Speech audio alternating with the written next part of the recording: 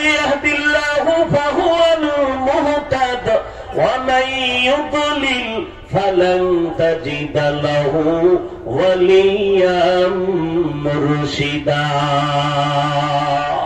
আল্লাহ তাআলা বলেন আমি যাকে হেদায়েত দিব ওই বান্দা হেদায়েতের দরজায় পৌঁছে যাবে, আর যাকে আমি হেদায়েত দিব না ওই বান্দা হেদায়েত পাবে দূরের কথা, হেদায়েত পাওয়ার মতো কোন মুরব্বিও তালাশ করে পাবে না, পথ প্রদর্শক খুঁজে পাবে না। এরে নবীর উম্মতের দল, গুনাহমুক্ত জীবন নিয়ে যদি আল্লাহর কাছে যেতে চাই, একটা মেডিসিন লাগবে। ওই মেডিসিনটা না থাকলে হাজারো পীর সাহেবের বয়ানেও গুনাহ ছাড়া যাবে না। ওই মেডিসিনের নাম হলো তাকওয়া। মেডিসিনের নাম কি? আরো জোরে বলেন। হরকে দারত খৌফে হক বার দিল বাদাম জন্নতুল মাওয়া দেহত ও রামকাম জুজবা হকচি জে মখাদ ইনসুজা ফজলে উ আমস্ত দর জুমলা জাহা। তাকওয়া মানে আল্লাহর ভয়। যারা আল্লাহকে ভয় করবে তাদের নাম আল্লাহ রেখেছেন মুত্তাকি। মুত্তাকিনদের ফলাফল হলো এরা বিনা হিসাবে জান্নাতি। এরা নবীর উম্মতের দল, আল্লাহওয়ালাদের মজলিস, উলামায়ে আহলে হকের মজলিস, তওবা করার মজলিস, গুনাহ থেকে বাঁচার মজলিস। কারণ আল্লাহওয়ালাদের নেক নজর যদি একবার কারো দিকে পড়ে যায়, ওই বান্দার অন্তরের মধ্যে পরিবর্তন চলে আসবে। এই কথাটা অনেক জাহেল মূর্খরা না বুঝার কারণে আল্লাহওয়ালা পীর মুরিদি পছন্দ করে না। আমি বলি যারা ডাইরেক্ট বলে আমি আল্লাহওয়ালা, আহলুল্লাহ, আহলে হক, পীর মাশায়েখ পছন্দ করি না, ওই বান্দা কোরআনও মানে না, নবীর হাদিসও মানে না। আউলিয়ারা কারে উকবা ইখতিয়ার, জাহেলারা কারে দুনিয়া ইখতিয়ার। মাইলে মোমেন সোয়ে মোমেন মিশাওয়াত, মাইলে কাফির সোয়ে কাফের মিশাওয়াত। একটা শিশু বাচ্চা আমার কাছে নিয়ে কয়, ভাইজান বাচ্চাটা অনেক অসুস্থ, খানা খায় না, শুকাইয়া যায়, একটু দম করে দেন, পানি পড়ে দেন, একটু ফু দিয়া দেন। ভাইজান আপনার সন্তানটাকে কি ডাক্তার দেখান না? বলে হ্যাঁ দেখাইলাম, এরপরও ভালো হয় না, কবিরাজও দেখাইলাম। সর্বশেষ ফলাফল সবাই বলে আমার বাচ্চার উপরে বদ নজর লেগেছে। কি নজর? এটা লাগেনি? আসেনি আপনাদের দেশে? কার বদ নজর? বড় হুজুরের না, সমাজের সব থেকে বড় গাঞ্জাখোর। নামাজ নাই, চেহারাটা ভাল্লুকের মতো, চুলগুলো উল্লুকের মতো, ক্রিকেটারের সাইজে চুল কেটে ইন্দুর আর বান্দর হয়ে গেছে। আছে না নাই? এরে নবীর আশিকের দল, আমার মায়ার নবীর তরিকায় চুল কাটলা না, বেঈমানের তরিকায় চুল কাটলা। বুঝা গেল তোমার কাছে নবীর সুন্নাত ভালো লাগে না। ওই যুবকের একটা নজরে যদি বাচ্চার মধ্যে রিয়াকশন হয়, তাহলে একজন খাঁটি ওলিয়ে কামাল, একজন আল্লাহ পাকের খাস গোলাম, তাহাজ্জুদওয়ালা, তাকওয়াওয়ালা, কোন খাঁটি আল্লাহওয়ালা যদি একবার বেনামাজির দিকে নেক নজরে তাকায়, বলো নেক নজর দেওয়ার কারণে বেনামাজির মধ্যে কেন অ্যাকশন হবে না?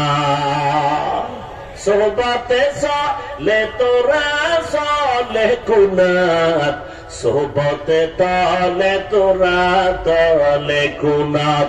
এক জমানা সোহবতে বা আউলিয়া, বেহতেরা সৎ সালাত আত বেরিয়া।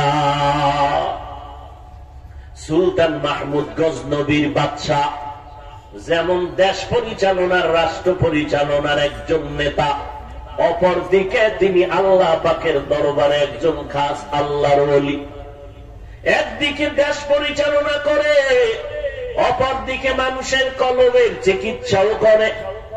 ওই জমানার একজন জবরদস্ত বুজুর্গ আবুল হাসান রহমাতুল্লাহ আলাইহি, তিনি হাজারো মানুষ নিয়ে কলবের চিকিৎসা করেন এরকম মজলিসে বসে।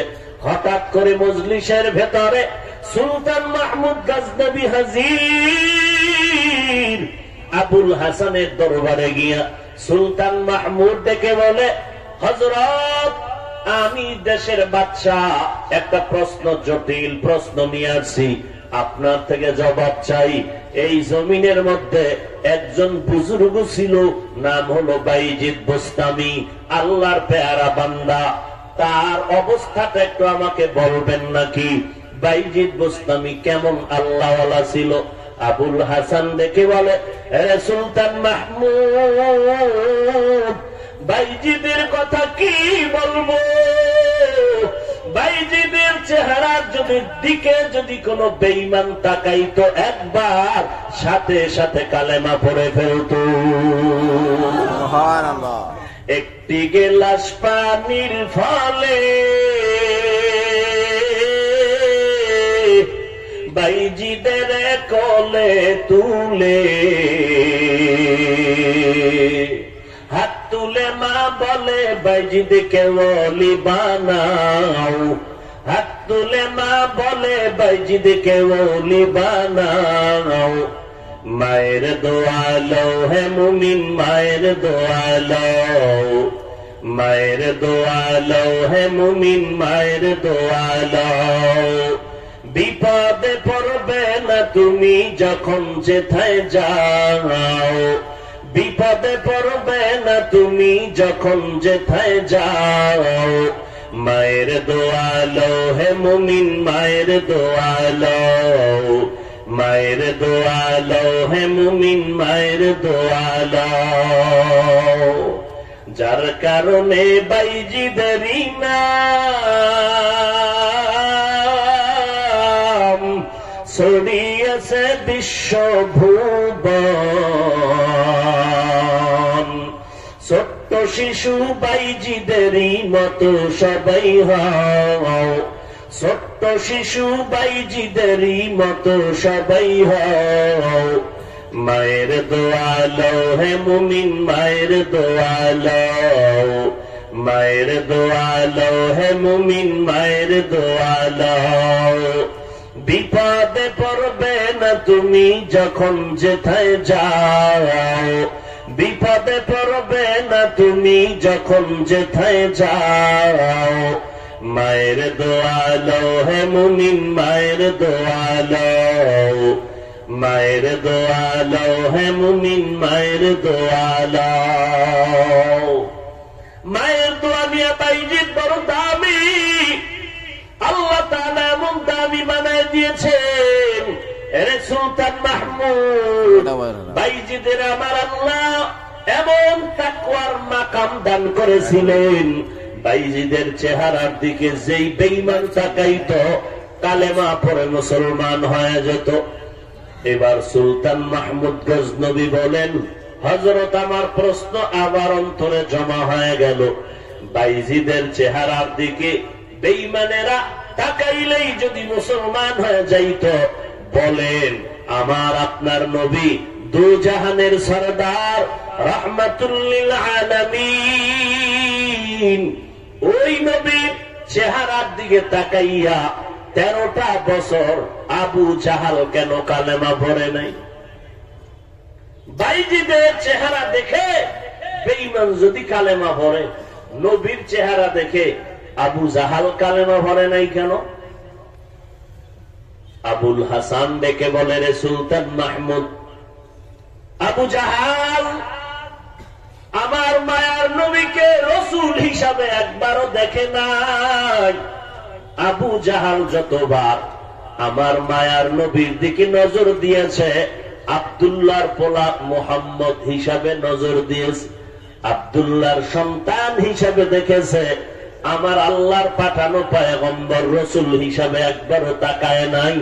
যদি রসুল হিসাবে তাকাইতো আবু জাহাল কালেমার মালা গলায় পরে ফেলতো। এরে নবীর আশেকের দল, আল্লাহর ভয় অন্তরে জমা করে নাও, তাকওয়ার পাওয়ার নিয়ে গুনাহ থেকে জীবনটাকে বাঁচাও। জীবনে শয়তানের ধোকায় পড়ে গুনাহ করেছো, আল্লাহর কাছে তওবা করে নাও। আমার আল্লাহ তওবার দরওয়াজা দিয়া সবাইকে ডাকতে থাকেন, উদউনি আস্তাজিব লাকুম। এই বান্দা, তুই আমাকে ডাক দিবি আর আমি জবাব দিব না, হতেই পারে না। যখনই ডাক দিবি আমি আল্লাহ জবাব দেওয়ার জন্য তৈয়ার হয়ে গেলাম। পাহাড় পরিমাণও যদি গুনাহ করো আমার দরবারে ক্ষমা চাও, তওবা করো, আমি জীবনের গুনাহগুলো মাফ করে দিব। মূসা নবীর যুগে এক যুবক গুনাহ করে করে জীবনটাকে নষ্ট করে ফেলেছে। এলাকার মানুষ ওই যুবকের অত্যাচারে অতিষ্ঠ হয়ে গেল। মূসা নবীর দরবারে গিয়ে কয়, পয়গম্বর, এই যুবকটাকে এলাকার থেকে বিতাড়িত করতে হবে। এই যুবকের সন্ত্রাসী কর্মকাণ্ড কেউ সহ্য করার মতো নয়। মূসা নবী পরামর্শে বসে গেলেন। ওই যুবকের মা বাবা পর্যন্ত সন্তানের অত্যাচারে অতিষ্ঠ হয়ে গেল। মাও ডেকে বলে, এই সন্তান আমার দরকার নাই। বাবাও বলে, আমার প্রয়োজন নাই। মূসা নবী এবার সিদ্ধান্ত নিলেন, এই যুবকের হাতে পায়ে রশি লাগাইয়া এই এলাকার থেকে জঙ্গলে ফেলে দেওয়া হোক। লোকজন মিলিয়া মূসা নবীর সিদ্ধান্তে জঙ্গলে হাতে পায়ে রশি লাগায় ফেলে দিয়ে আসলো। মানুষগুলো স্বস্তির নিঃশ্বাস ফেললো। কিছুদিন যেতে না যেতে রব্বুল আলামিন মূসা নবীর দরবারে ওহী নাজিল করে বললেন, ও আমার পয়গম্বর মূসা, জলদি করে যাও, জঙ্গলের কিনারায় আমার একজন আদরের বান্দা, আমার পেয়ারা বান্দা আছে, ওই বান্দাটাকে দাফন কাফনের ব্যবস্থা করে দাও। মূসা নবী আল্লাহ তাআলার ওহী পাইয়া লোকজন নিয়া জঙ্গলার কিনারায় হাজির। তাকাইয়া দেখে এলাকার সবাই মিলে যেই যুবকের সন্ত্রাসী কর্মকাণ্ডের অপরাধে হাতে পায়ে রশি লাগাইয়া জঙ্গলে ফেলে দিয়ে গেলাম, ওই যুবকের লাশ জঙ্গলে পড়ে আছে। আল্লাহ বলেন, এটা তার পেয়ারা বান্দা। আল্লাহর নবী আল্লাহকে প্রশ্ন করার আগে দাফন কাফন কমপ্লিট করলেন। দাফনের পরে মূসা নবী আল্লাহকে বললেন, হে আল্লাহ, যেই যুবকের আমরা সন্ত্রাসী কর্মকাণ্ডের কারণে সিদ্ধান্ত মোতাবেক জঙ্গলে ফেলে দিলাম, আপনি বললেন এই বান্দা নাকি আপনার অনেক আদরের বান্দা। কেন বললেন? সন্ত্রাসীকে কেন আদরের বান্দা বললেন? আল্লাহ বলেন, ওরে মূসা, তুমি কি জানো না আমি আল্লাহর একটা নাম রহমান, আমি আল্লাহর একটা নাম গফফার। আমি এই রহমতের দরজা দিয়া যখন তাকাইলাম, এই জঙ্গলে হাত পা বেঁধে যখন সবাই ছেড়ে চলে গেল, বান্দা যখন কান্না শুরু করলো, দেখে দেখে বিনয়ের সাথে কান্না করে, আম্মাইয়ুজিবুল মুযতাররা ইযা দাআ, বান্দা যখন নিরুপায় হইয়া আমার আল্লাহকে ডাকে, আমার আল্লাহ বলেন আমার ছেলে নাই মেয়ে নাই। এরে বান্দা, সন্তান যখন মাকে মা বলে ডাকে, মায়ের কলিজা ঠান্ডা হয়ে যায়, কাজ ফালাইয়া সন্তানের বুকে টেনে নেয়। ওই মায়ের থেকে আমি রবের কাছে 99 গুণ মায়া জমা রাখছি বেশি। আবার এই বান্দা জঙ্গলের মধ্যে শুইয়া কান্না শুরু করলো, ও দয়ার মালিক, আমার দুনিয়াতে অনেক কিছু থাকিয়া আওয়াজ আমি বড় অসহায় হয়ে গেল। আমার জন্মদাতা বাবা আমাকে তারা এ পর্যন্ত দিলেন। দুনিয়ার মানুষ কোথাও যদি ঠাই না পায় মায়ের কাছে আশ্রয় নেয়। আমার কপাল এত খারাপ, আমার মা আমাকে জায়গা দেয় নাই, আমার বাবাও জায়গা দিল না, এলাকার মানুষ আমার অন্যায়ের কারণে তাড়ায় দিছে, কেউ আমার জায়গা দেয় নাই। ও দয়ার মালিক, তুমিও যদি আমাকে তাড়াইয়া দাও, বলো কোথায় গেলে আমি আর শান্তি পাবো? ও দয়ার মালিক, আমার মা আমাকে তাড়ায় দিয়েছে, আমার বাবা আমাকে তাড়ায় দিয়েছে। তুমি রহমান, তুমি গফফার, তুমি আমাকে তাড়াইয়া দিও না, তুমি আমাকে মাফ করে দাও। ও মুসা, আমার গুনাহগার বান্দা যখন চোখের পানি ছেড়ে কান্না শুরু করলো, তওবা করলো, আমি আল্লাহর ওয়াদা, চোখের পানি ছেড়ে যদি পাহাড় সম পরিমাণ গুনাহ নিয়া এক ফোঁটা চোখের পানি ছেড়ে দেয়, আমি আল্লাহ দয়ার নজরে তার জীবনের সব গুনাহগুলো মাফ করে দেই। কাদের কুদরত বারি বরকামাল, আনতা রব্বি আনতা হাসবি যুল জালাল, তুহি কাদের জলিলুল্লাহ জাহাদাত, বহর হালে তুহি মেরা নেগাহদার। জান্নাতে যারা যাওয়ার ওয়াদা করলেন, আমি পায়ে হাত রেখে বলবো, আল্লাহ তওবার দরজা দিয়ে ডাকতেছেন, আসো। পাহাড় পরিমাণও যদি গুনাহ করে থাকো, তওবা করে নাও। যুবক, এই মহামারী করোনায় কত লাশ চলে গেল। মায়ের সামনে সন্তানের লাশ, সন্তানের সামনে মা বাবার লাশ।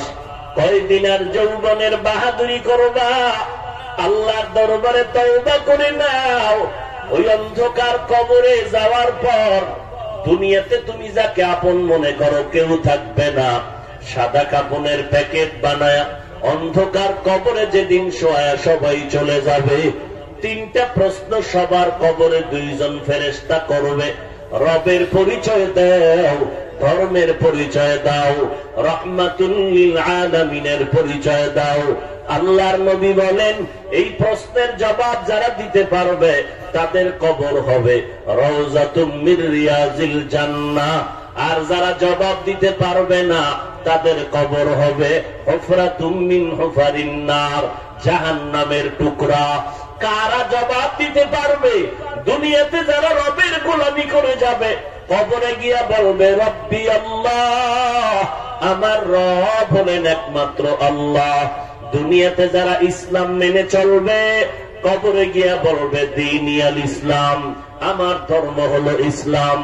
কবরে গিয়া দুনিয়াতে যারা নবীর সুন্নতের মালাটা গলায় লাগাবে, কবরে গিয়া আমার মায়ার নবীকে দেখা মাত্র চিনে ফেলবে আর বলবে, ইনি তো আমার সেই মায়ার নবী, যেই নবীর মোহাব্বতে টুপি পরলাম, দাড়ি রাখলাম। কত মানুষ টুপিওয়ালা বলে গালি দিছে, এরপরও মদিনার নবীর মোহাব্বতে টুপি ফালাই নাই। কত মানুষ দাড়িওয়ালা বলে গালি দিল, এরপরও দাড়ি ফালাই নাই। রব্বুল আলামিন কুদরতের আওয়াজ দিয়ে বলবেন, ফেরেশতা কবরটাকে বেহেশতের বাগান বানায় দাও, জান্নাতের সাথে রাস্তা বানায় দাও। আমার বান্দা দুনিয়াতে নেক আমল করতে গিয়া ঠিক মতো ঘুমাইতে পারে নাই, এখন বান্দা আরামে ঘুমাবে, কিয়ামত পর্যন্ত ঘুমাবে। কেউ যেন ঘুমে ডিস্টার্ব না করে, আল্লাহ না করুন। ও সিলেটের মুসলমান, এই জমিন তো শাহজালালের পবিত্র জমিন, এই জমিন তো এত পবিত্র, এই জমিনের বাসিন্দা হইয়াও যদি হুসাইন আহমদ মাদনী রাহমাতুল্লাহ আলাইহি আওলাদে রাসূল এই জমিনে কদম রেখেছেন, এত ধন্য জমিনের মানুষগুলো ঈমান আমলে কেন ধন্য হতে পারলা না? অনুরোধ করে বলবো, আল্লাহর দরবারে তওবা করো, 5 ওয়াক্ত নামাজ পড়ো, নবীর তরিকায় চলো, মা বাবার দোয়া নিয়ে সামনে চলো। কারণ ওই কবরে যদি গুনাহগার হইয়া তওবা না করে যাও, আর 3টা প্রশ্নের জবাব যদি দিতে না পারো, আমার আল্লাহ পাক রাগ করবেন। আল্লাহ রাগান্বিত আওয়াজ দিয়ে বলবেন, এই কবরের ফেরেশতা, এই বান্দাটাকে আর সুযোগ দিয়া লাভ নাই, দুনিয়াতে কম সুযোগ দেই নাই। আমার দেওয়া পানি, আমার দেওয়া সূর্যের আলো, চাঁদের আলো, আমার দেয়া জমিনের ফসল, গাছের ফল, নদীর মাছ খাইয়া আমার শুকর আদায় করে নাই, নামাজ পড়ে নাই। আলেম উলামারা পায়ে ধরে ধরে দাওয়াত দিত, নামাজের নামাজ পড়তো না, এমন কপাল পোড়া, নিজেও টুপি পরে নাই, যারা টুপি পরতো তাদেরও পছন্দ করে নাই, নিজেও পর্দা করত না, যারা পর্দা করত তাদেরকেও পছন্দ করে নাই। আজকে সময় দেওয়া যাবে না, কবরের মধ্যে জাহান্নামের বিছানাটা বিছায়া দাও, জাহান্নামের সাথে রাস্তা বানাইয়া দাও। কবরের মধ্যে জাহান্নামের আগুন একটা নয়, দুইটা নয়, 70 থেকে 99টা সাপ কবরে আনবে। আল্লাহর নবী বলেন, আল্লাহ এত রাগ হয়ে যাবেন, কবরের মাটিকে দেখে বলবেন, এরে কবরের মাটি, এই গুনাহগারকে দুই পার্শ্ব থেকে জোরে জোরে চাপ দাও। কবরের মাটির চাপের কারণে পাঁজরের হাড় চুরমার হয়ে যাবে। একটা সেকেন্ডের শাস্তি সহ্য করার ক্ষমতা কারো নাই। আল্লাহর দরবারে তওবা করো। মনে করিও না আলেম ওলামারা মিথ্যা বলে, নবীর কথা মিথ্যা, আল্লাহর কোরআন মিথ্যা মনে করিও না। বেঈমানেরা তো কম অপচেষ্টা করে নাই, আজও পর্যন্ত কোরআনের একটা ভুল বের করতে পারেনি, বরং মাথা নত করে বহু বেঈমান কালেমা পড়েছে। অতএব আল্লাহর কোরআন বিবেক যদি বলে সত্য, ওই কোরআনে জান্নাতেরও বয়ান আছে, জাহান্নামেরও বয়ান আছে সত্য। জান্নাতে কারা যাবে, জাহান্নামে কারা যাবে, আল্লাহ তাও বলেছেন সত্য। জান্নাতটা কেমন আরামের ঘর, জাহান্নামটা কেমন ভয়ঙ্কর, তাও আল্লাহ বলেছেন। অতএব পায়ে হাত রেখে বলবো, তওবা করে নাও রে যুবক। জীবনে যতদিন হায়াত পাই আর কোনদিন নবীর তরিকার বাইরে চলবো না। তার মানে এটা না তুমি স্কুল কলেজ ছেড়ে হুজুর হয়ে যাও, না না, স্কুলে থাকো, কলেজে আসো থাকো, ডাক্তারি পড়ো, ইঞ্জিনিয়ারিং পড়ো, আলহামদুলিল্লাহ।